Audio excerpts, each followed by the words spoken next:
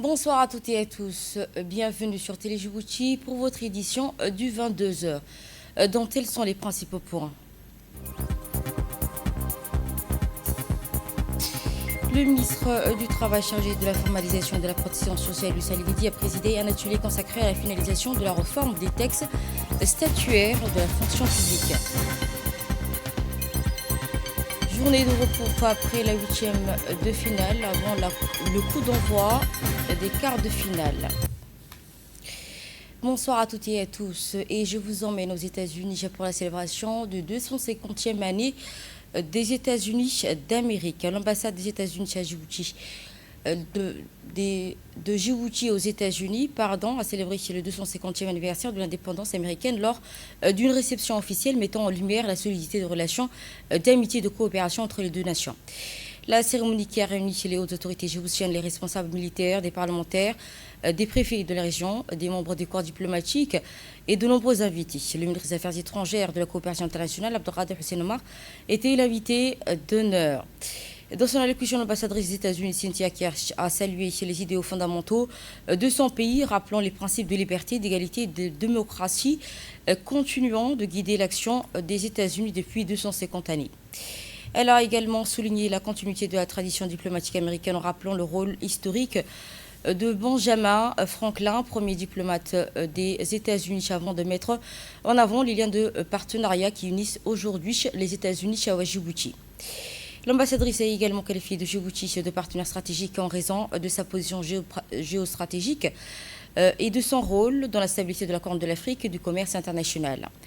Elle a également réaffirmé plusieurs avancées récentes dans le cadre des coopérations bilatérales, notamment l'inauguration du Centre régional du maintien de paix au camp Mariama, l'ouverture d'un 12e American Corner à Belbela, et également le renforcement du dialogue économique entre les deux nations, ainsi que l'adhésion de Djibouti aux accords Artemis consacrés à l'exploration pacifique de l'espace.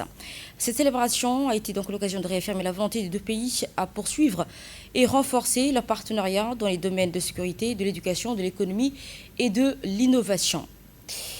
Éducation à présent, une nouvelle étape de réforme dans l'enseignement secondaire. Le gouvernement poursuit la modernisation du système éducatif afin de mieux préparer les jeunes aux défis de demain. Une convention tripartite a été signée ce matin au ministère de l'Éducation nationale et de la formation professionnelle, marquant une nouvelle étape dans la réforme de l'enseignement secondaire général et technique. La cérémonie qui s'est déroulée en présence du ministre de l'Éducation nationale, Mostafa Mohamed Mahamoud, du directeur de l'Agence française de développement, Eric Gerpel, du secrétaire général du MEFAB, Mohamed Abdellah Mahayoub, ainsi que les responsables de l'Expertise France et des cadres du ministère. Cette convention s'inscrit dans le cadre du partenariat entre Djibouti et l'AFD ainsi que l'Expertise France. Elle vise à renforcer durablement le système éducatif en l'adaptant aux besoins des élèves, aux exigences du marché du travail et aux priorités du développement national. La réforme prévoit notamment une révision des programmes scolaires, l'élaboration de nouveaux manuels pédagogiques, ainsi que le renforcement des pratiques d'enseignement, le développement de l'entrepreneuriat scolaire, l'amélioration de la gouvernance du secteur, ainsi que la promotion de l'égalité entre les filles et les garçons. À cette occasion, le ministre a souligné que ce partenariat constitue un levier essentiel pour l'amélioration de la qualité de l'enseignement, à offrir aux jeunes des parcours de formation mieux adaptés, leur permettant soit de poursuivre leurs études supérieures, soit de réussir dans leur insertion professionnelle. Pour sa part, Eric Gerpel a réaffirmé l'engagement de l'AFD à accompagner cette réforme en mobilisant ainsi les ressources de l'expertise nécessaires dans le cadre de sa réussite. Les représentants de l'Expertise France ont également assuré de leur soutien technique tout au long de la mise en œuvre du projet. La convention qui a été signée par le secrétaire général du MEMFAB, Mohamed Abdellah Mahayoub, le directeur de l'AFD et la représentante de l'Expertise France, officialisant ainsi le lancement de cet accompagnement technique au service de réforme de l'enseignement secondaire. Dans le cadre de ce projet, depuis l'étude de faisabilité jusqu'à aujourd'hui, et des collègues d'Expertise France qui ont fait en sorte que tout ça puisse rentrer dans le cadre qu'on a défini, étant entendu qu'aujourd'hui on signe, et donc c'est l'aboutissement finalement de cette période avec la signature de cet accord tripartite. concerne uniquement, je le précise aujourd'hui, l'assistance technique pour le moment. Et cette enveloppe de subvention, du coup, qui concerne 1,6 million, 1,6 million sur la durée du projet. Cet accord tripartite définit effectivement la gouvernance de ce projet d'assistance technique. Il donne et bien sûr, il donne le cadre au déploiement et à la mobilisation de cette assistance technique qui accompagnera l'ambitieuse, ça a été dit, réforme du secondaire. Et voici les propos du ministre dans le cadre de cette modernisation de l'enseignement et de la formation professionnelle des jeunes. Comme vous le savez très bien, vraiment, il s'agit d'une réforme qui aura un impact direct sur le quotidien des Djiboutiens, mais également sur l'économie des Djibouti. L'école doit être ouverte sur le marché du travail. Si l'école n'est pas ouverte, ça va être juste, bien sûr, des connaissances cumulées et puis basta. Mais par contre, la première richesse que nous avons, c'est les femmes et les hommes qui composent Djibouti. Et nous misons, bien sûr, sur ce capital humain pour vraiment en faire la force de frappe. Donc vraiment pour aller vraiment aux études supérieures, la réforme de l'enseignement des secondaires a toute son importance, mais également qu'il y ait cette passerelle.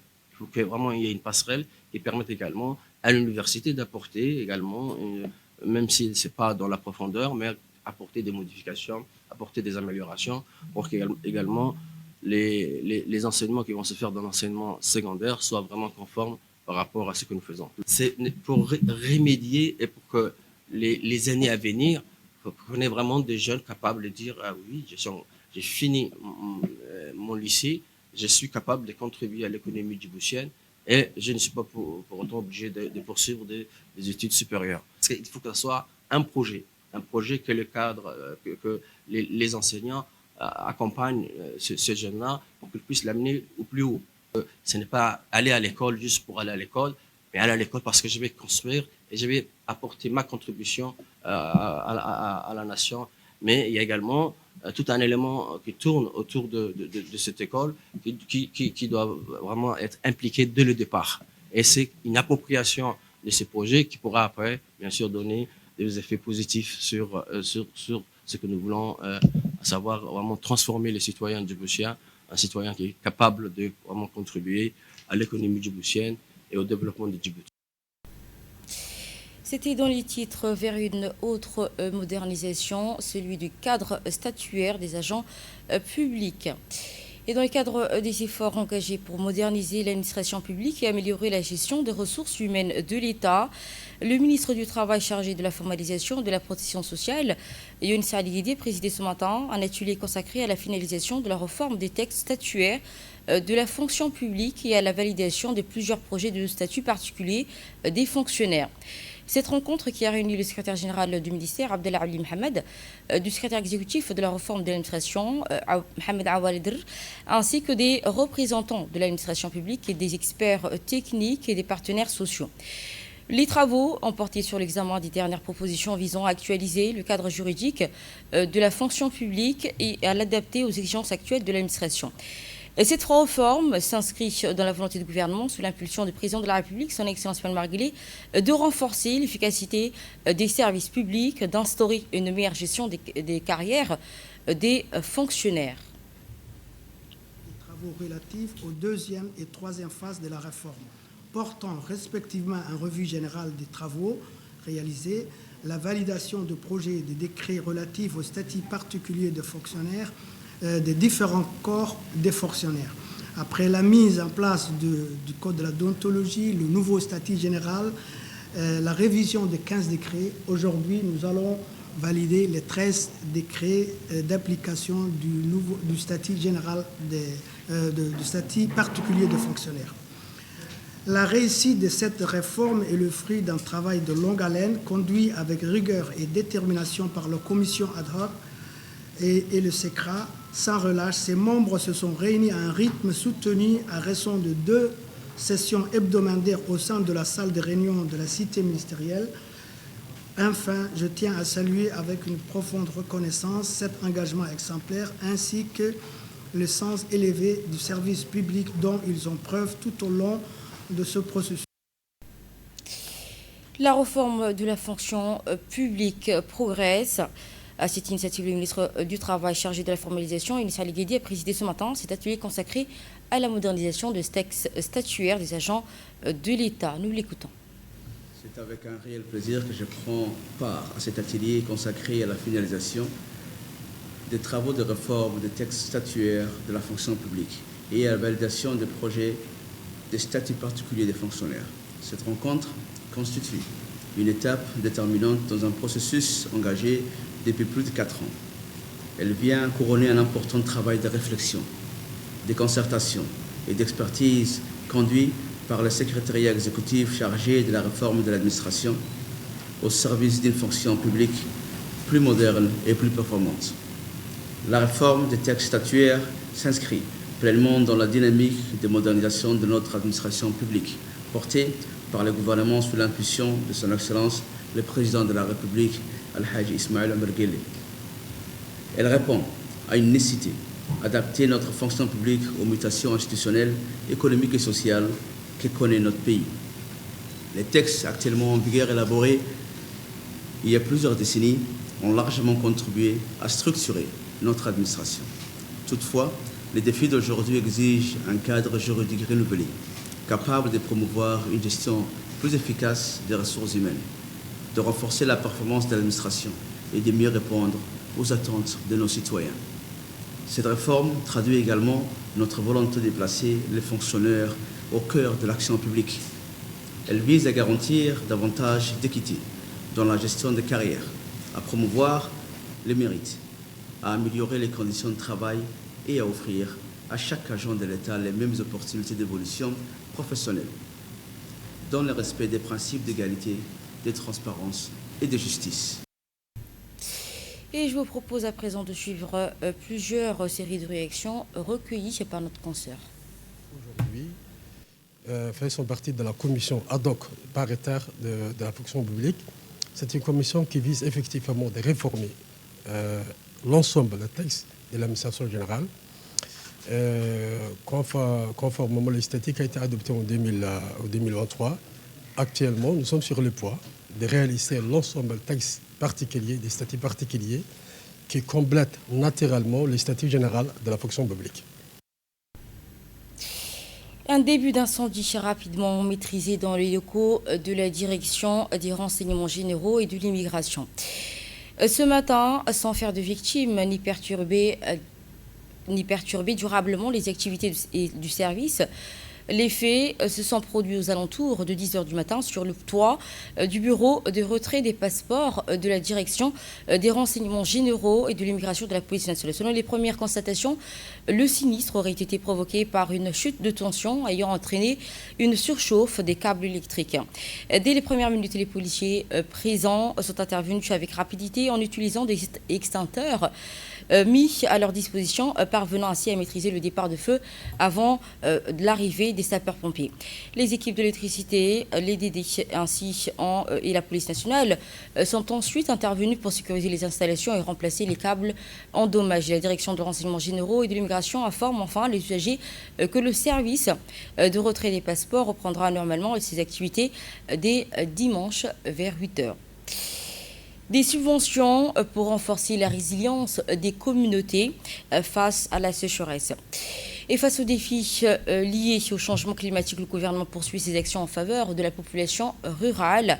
Une cérémonie de remise de récépissés et de subventions aux coopératifs agricoles et aux mutuelles communautaires s'est tenue ce matin à Sheraton Hotel afin de renforcer les moyens de subsistance des communautés les plus vulnérables. Placées sous le patronage du ministre de l'Agriculture, de l'Élevage, de la Pêche et des Ressources halieutiques, Redouane Abdoulaye Baden, et de la ministre de la Femme et de la Famille, Hanna Farasoui, cette cérémonie a permis d'accorder un appui financier à 7 coopératives agricoles et 19 mutuelles communautaires.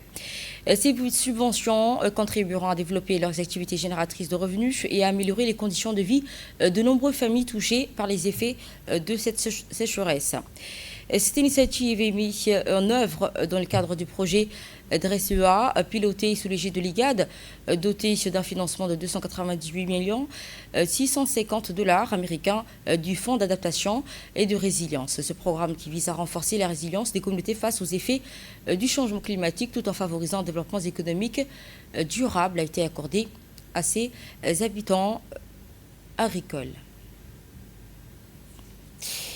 Et l'autonomisation économique des femmes et le renforcement de la résilience des communautés figurent parmi les priorités de cette initiative. Écoutons la ministre.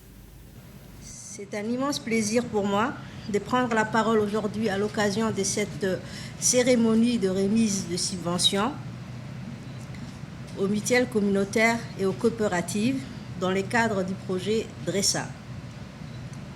Cet événement représente bien plus qu'une simple remise des subventions.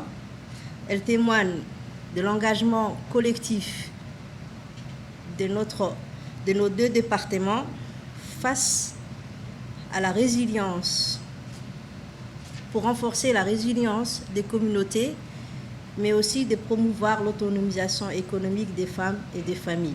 Le gouvernement de la République de Djibouti, sous la vision éclairée de son Excellence le Président de la République, Al-Hajj Ismaïl Omar Guelleh, accorde une importance capitale à l'autonomisation des femmes et des familles, au développement local et à la résilience des communautés face aux effets de la sécheresse.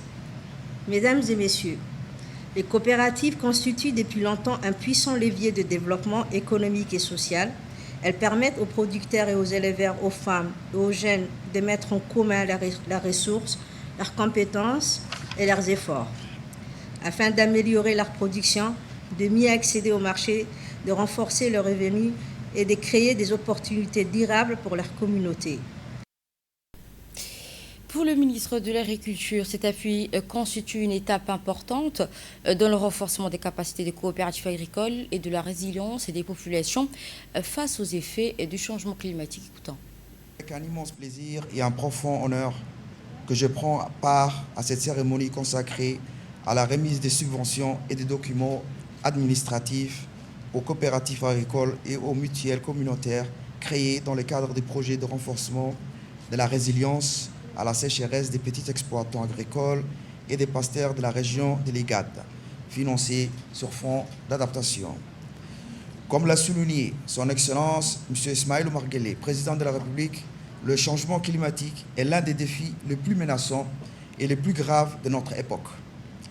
Il nous rappelle également que les populations les plus vulnérables sont les premières victimes. C'est pourquoi notre pays demeure pleinement mobilisé afin de renforcer la résilience de nos communautés rurales et de préserver durablement nos ressources naturelles.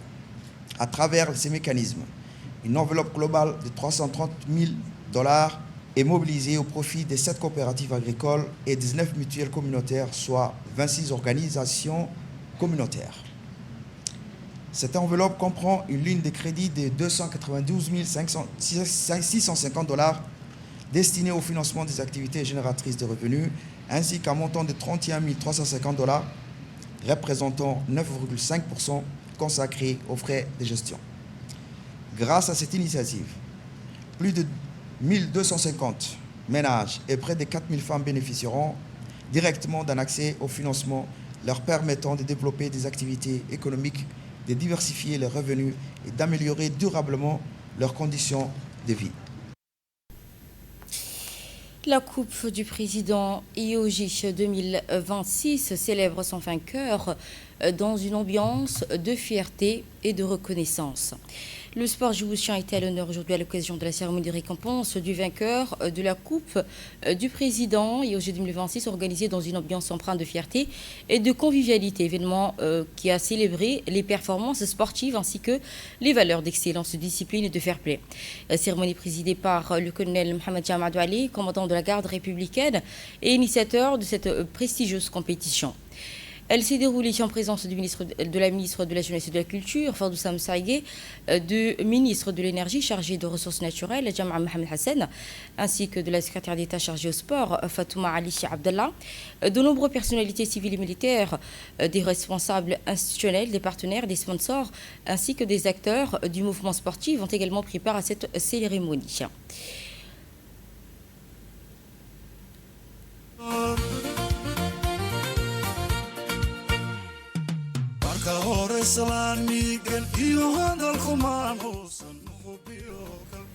Placé sous le patronage du président de la République, son Excellence Mme Maghali, premier prometteur du sport national, cette célébration a illustré l'engagement collectif en faveur du développement du sport et de l'excellence au service de la jeunesse djiboutienne.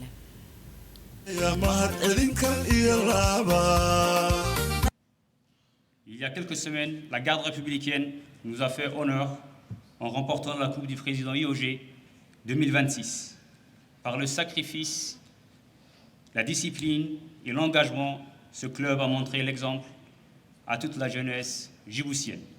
Permettez-moi de rendre un hommage solennel à son Excellence M. Ismaël Omar Guelleh, président de la République, et de lui adresser nos plus chaleureuses félicitations pour sa brillante réélection. Nous lui exprimons notre profonde gratitude pour avoir accepté que cette compétition porte son prestigieux nom. Je remercie chaleureusement tous les sponsors. Votre soutien financier et matériel a été déterminant. Grâce à vous, nos joueurs ont évolué dans des conditions dignes d'un grand événement.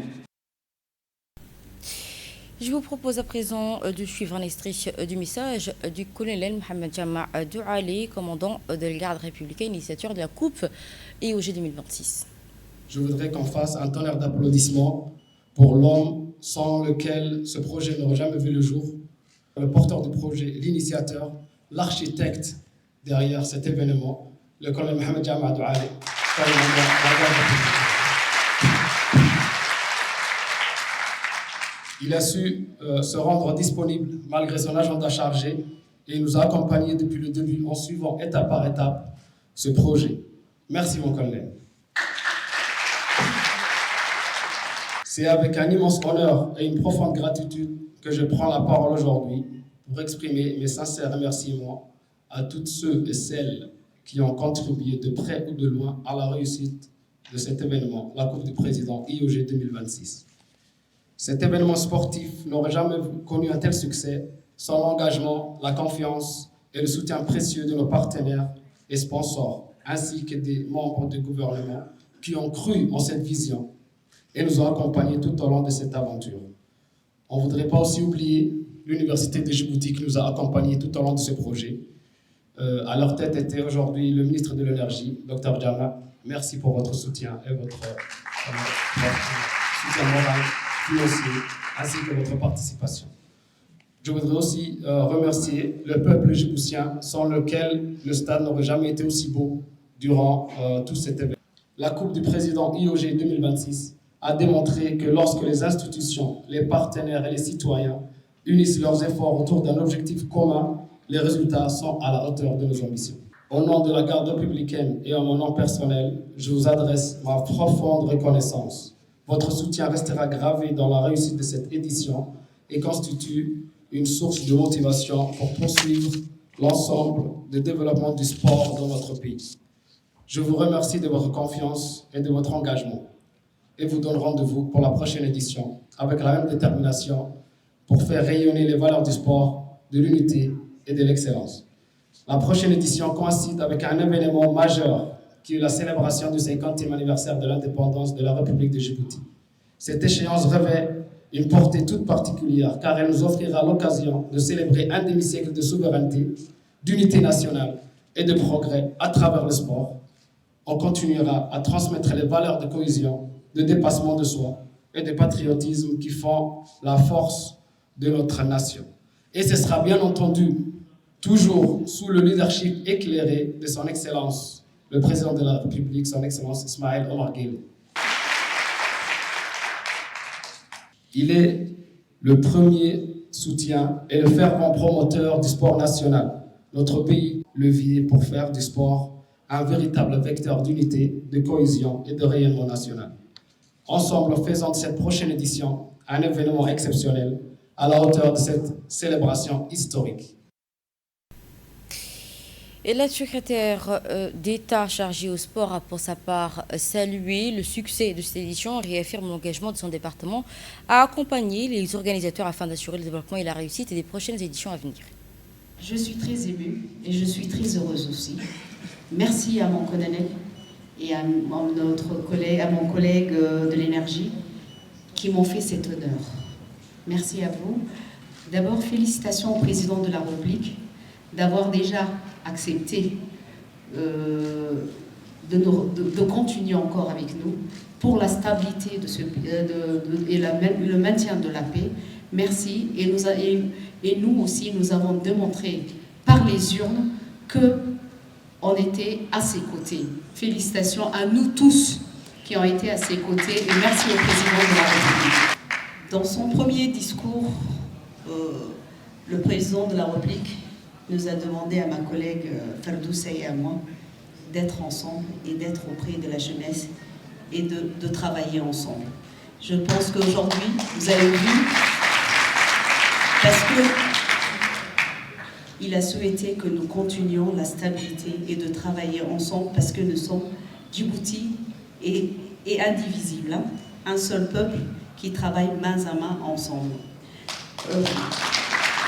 Sinon, je voulais me joindre à toute l'équipe pour encore féliciter les organisateurs à la tête, l'architecte, comme l'a dit Hamdi dans son discours, mon colonel Mohamed Jama. Merci. Aujourd'hui, je mets devant mon colonel et mes collègues qui ont commencé à travailler sur ce projet. Je serai à vos côtés et je continuerai pour hisser encore plus haut le drapeau de Djibouti, pour travailler ensemble. Merci à vous et Inch'Allah, déjà que la barre elle est haute, on va essayer encore de l'augmenter pour l'année prochaine qui coïncide avec 50 ans, c'est la 50e anniversaire. Et clôturant la série d'interventions officielles, la ministre de la Jeunesse et de la Culture a félicité les organisateurs de la qualité de cette compétition et rendu hommage à l'ensemble des acteurs qui ont contribué. Je suis heureuse aujourd'hui d'être ici parmi vous pour cette première édition de la Coupe IOG 2026. Tout d'abord, je tiens à féliciter chaleureusement le président de la République qui est toujours à l'écoute de notre jeunesse en ce qui concerne le sport, la jeunesse. Il est toujours à l'écoute, toujours disponible et grâce à lui, avec les athlètes, nous avons les athlètes de haut niveau qui hissent notre drapeau sur la scène continentale et internationale. Je le remercie. Grâce à la subvention qu'il a mis en place, nous avons aujourd'hui des athlètes qui honorent le nom de la République de Djibouti. Et parmi eux, il y a beaucoup qui sont de la garde républicaine. Merci à tous ceux qui ont organisé cette première édition, les organisateurs, félicitations. Félicitations à l'équipe lauréate, félicitations aux organisateurs, félicitations à la Fédération djiboutienne de football, félicitations à toute la famille du football. Et surtout, félicitations à la GR pour avoir pris cette première place. Et nous partons à Lissébé. La région d'Alissébé a accueilli dans la journée de mercredi une importante délégation gouvernementale conduite par la ministre de la Jeunesse et de la Culture et la secrétaire d'État chargée au sport. À l'occasion de cette première visite conjointe de prise de contact depuis leur nomination, à leur arrivée, les membres du gouvernement ont été accueillis par le préfet de la région, Abdelmalek Mohamed Bouneta, avant de participer à une réunion de travail en présence du président du conseil régional, Charmaka Hassan Ali, des parlementaires de la région Abdistiki Diriye et de Hassan Omar Absiye, ainsi que des autorités locales. Les échanges ont porté sur les priorités de développement de la région, notamment dans les domaines de la jeunesse, de la culture et du sport. Les discussions ont également mis l'accent sur le renforcement des infrastructures, l'accompagnement des jeunes, la promotion des activités culturelles et le développement de la pratique sportive. La délégation gouvernementale s'est ensuite rendue à la Maison des Sages d'Ali Sébillet pour une rencontre avec les notables et représentants de la communauté. Ces derniers ont présenté leurs préoccupations, notamment la nécessité d'agrandir et d'améliorer les locaux de cette institution dédiée à la médiation, au dialogue et à la cohésion sociale. Les deux responsables gouvernementaux ont ainsi salué le rôle essentiel des sages, des notables dans la préservation de la paix sociale et ont réaffirmé l'engagement du gouvernement en faveur du dialogue de proximité avec la population. La visite s'est ainsi achevée par la signature du livre d'or de la Maison des Sages, marquant ainsi cette première étape de la tournée gouvernementale dans la région.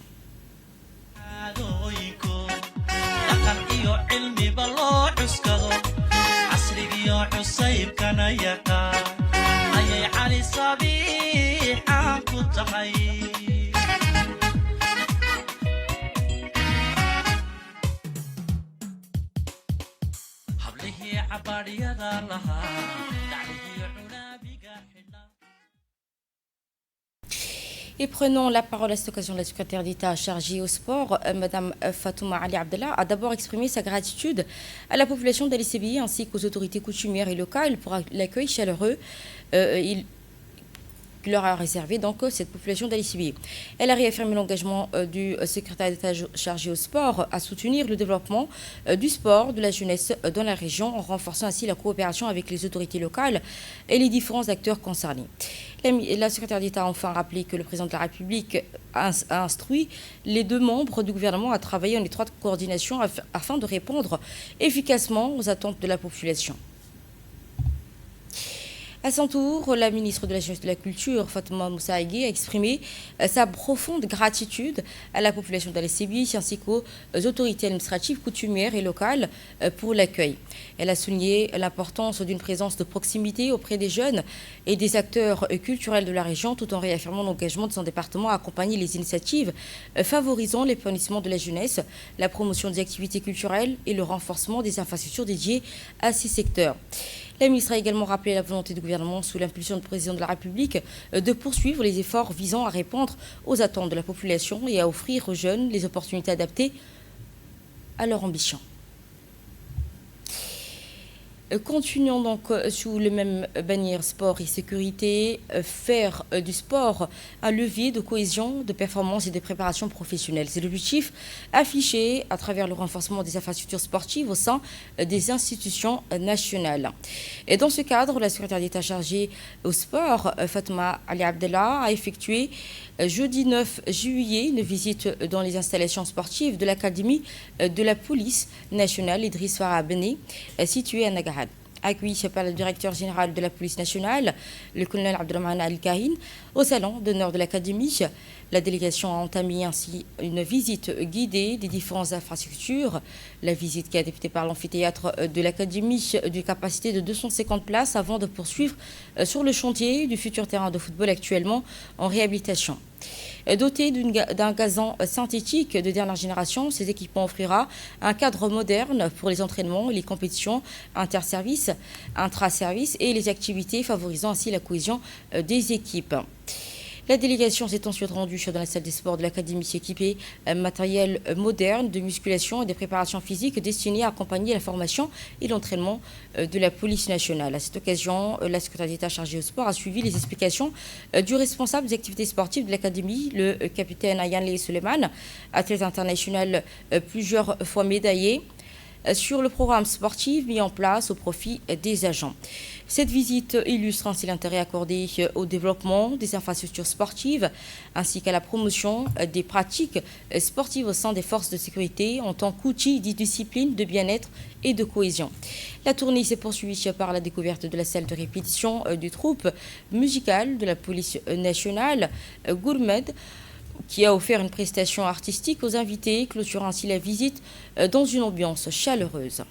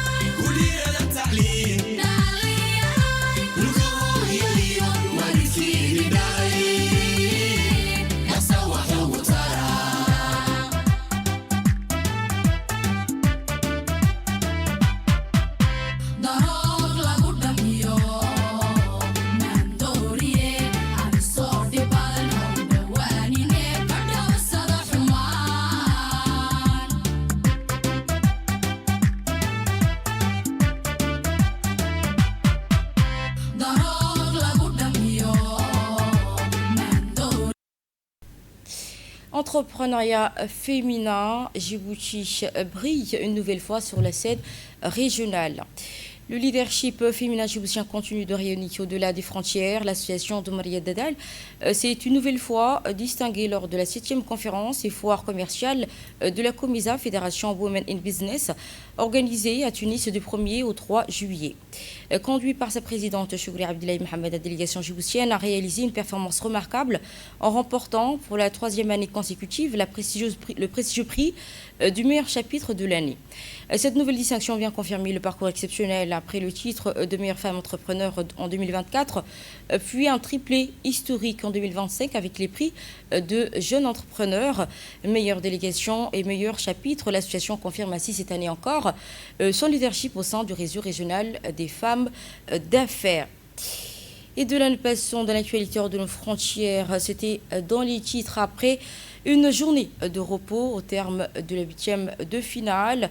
La Coupe du Monde 2026 se reprend aujourd'hui dans le début des quarts de finale. Les équipes encore en lice ont profité de cette pause pour récupérer et préparer les prochaines confrontations.